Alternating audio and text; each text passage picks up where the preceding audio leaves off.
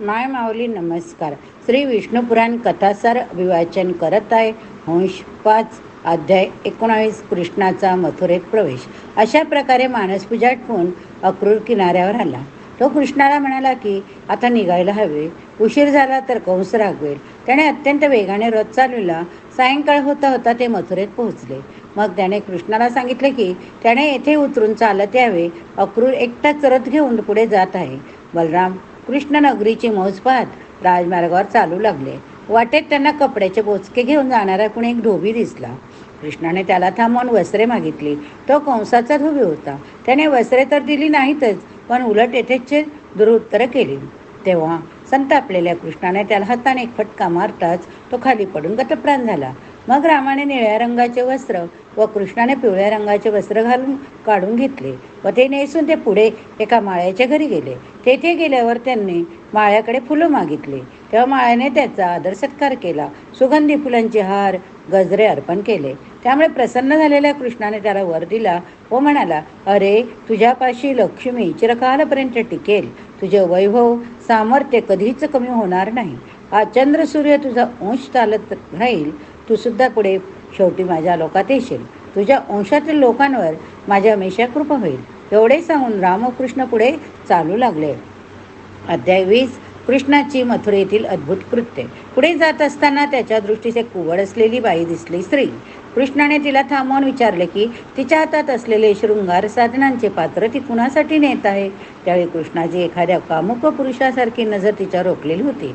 तेव्हा तिने लाजतच सांगितले की आपण येथे नवीन दिसता. माझे नाव अनेक वक्रा असून सर्व नागरिक मला ओळखता. मी कंसाची दासी असून त्याला सौंदर्य प्रसाधने बनवून देते. माझ्यावर त्याची फार कृपा. त्या कृष्णाने विचारले, ही प्रसाधने खरोखरीच उत्तम दर्जाची असून राजालाच योग्य आहेत, पण आमच्या योग्य अशी जर प्रसाधने असली तर आम्हाला दे. तेव्हा तिने आदरपूर्वक त्याला चंदनाचे उटणे, गंध वगैरे वस्तू दिल्या. तेव्हा त्याने ते लावले.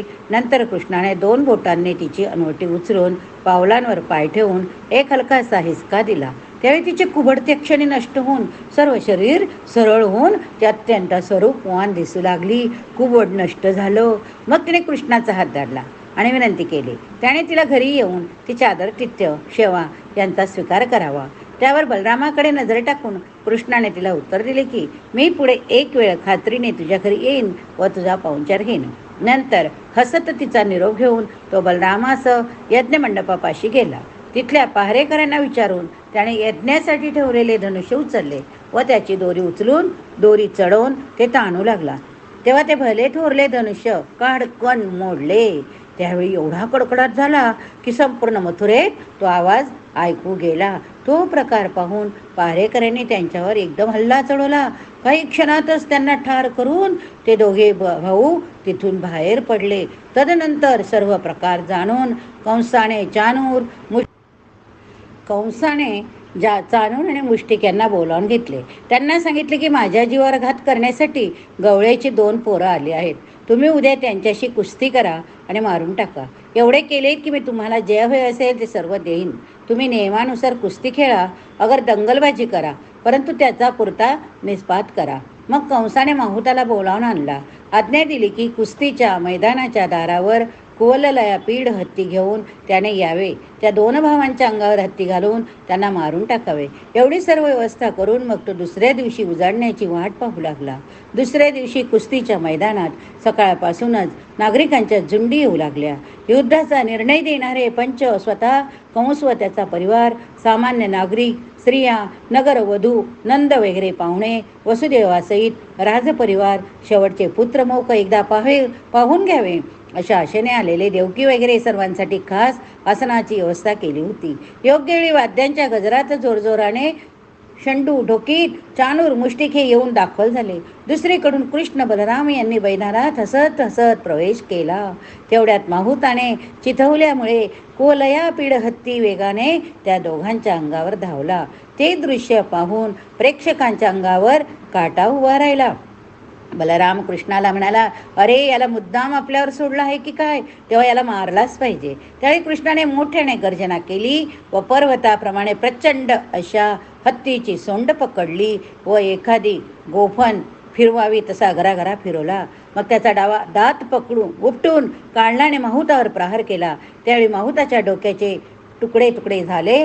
माहुताच्या डोक्याचे तुकडे तुकडे झाले. बलरामाने हत्तीचा उजवा सुळा खेचून काढला व आजूबाजूच्या माहुतांना ठार मारले.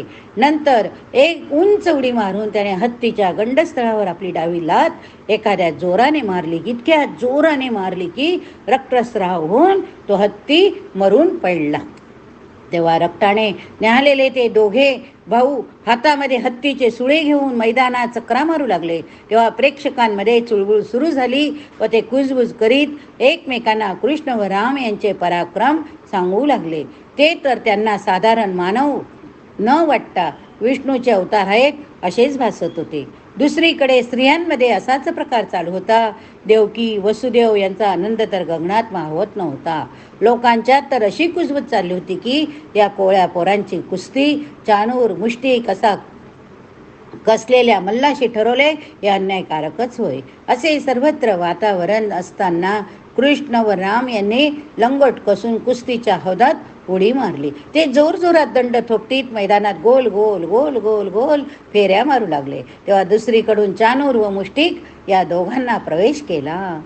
मग क्षणार्धात कृष्णाची चाणुराशी बलरामाची मुष्टिकाची कुस्ती सुरू झाली. बराच वेळेपर्यंत ते चौघेही तऱ्हेतऱ्हेने डावपेच करीत लढत होते. शेवटी दोघे दैत्य थकून गेले. त्यांच्या अंगचे त्राण संपुष्टात आले. तरी रामकृष्णाने त्यांना खेळवून शेवटी त्यांच्या तंगड्या पकडून वर उचलले. गरा गरा गरा गरा फिरवून जोराने जमिनीवर आपटले. तेव्हा ते दैत्य रक्तोकत मरून पडले. तो पराक्रम पाहताच इतर पहिलवान तर पळूनच गेले. राम आणि कृष्ण आनंदाने रिंगणात नाचत सुटले. तेव्हा कंसाने रागाच्या भरात सैनिकांना आज्ञा दिली की या दोघा भावांना बाहेर हकलून द्या. पापी नंदाला कैद करा. कृष्णाबरोबर धुमाकूळ घालणाऱ्या गवळ्यांच्या पोरांना मारून टाका आणि त्यांचे सामान हिसकावून घ्या. कंसाचे भाषण चालले असताना कृष्णाने खदा खदा खदा हसत उडी मारली. तो सिंहासनाजवळ जाऊन पोहोचला. मग त्याने कंसाला आसनावरून ओढत खाली पाडला व त्याचे केस धरून त्याच्या छातीवर गुडघे रोवून बसला आणि त्याचा गळा दाबला. तेव्हा त्याच क्षणी त्याचा जीव गेला. त्याचे निष्प्राण कलेवरयाचे धुंड कृष्णाने धरून फरफटत मैदानात आणले. तेव्हा कंसाचा भाऊ सुमाली धावून गेला. परंतु बलरामाने एका क्षणातच सुमालीचा निकाल लावला. तेव्हा प्रेक्षकात मोठा हल्लकल्लोळ माजला. लोक तर सैरा वैरा धावत सुटले.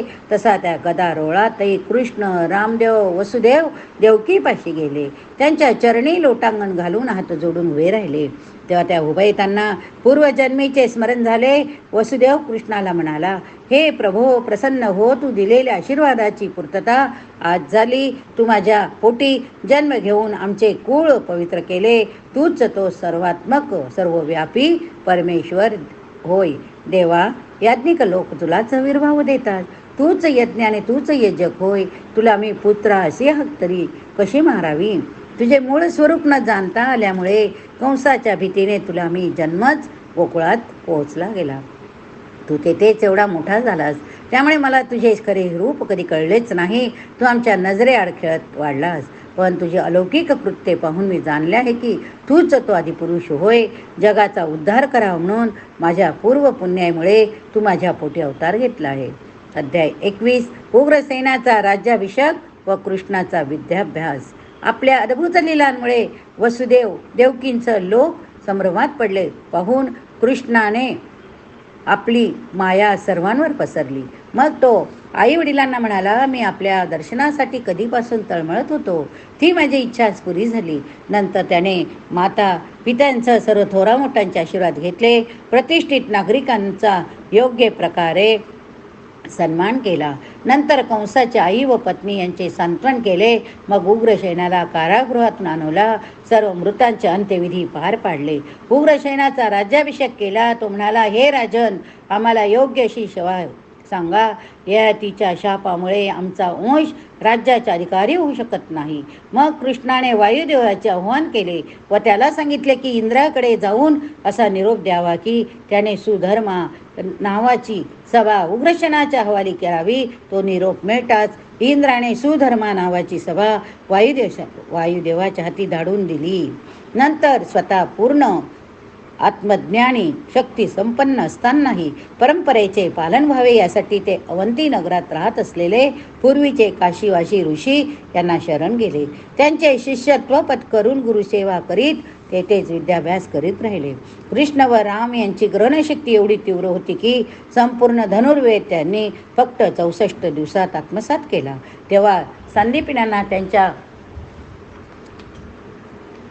अवतारित्वाची खात्री पटली. मग पुढे 14 विद्या 64 कला एका दिवसात पूर्ण केल्या.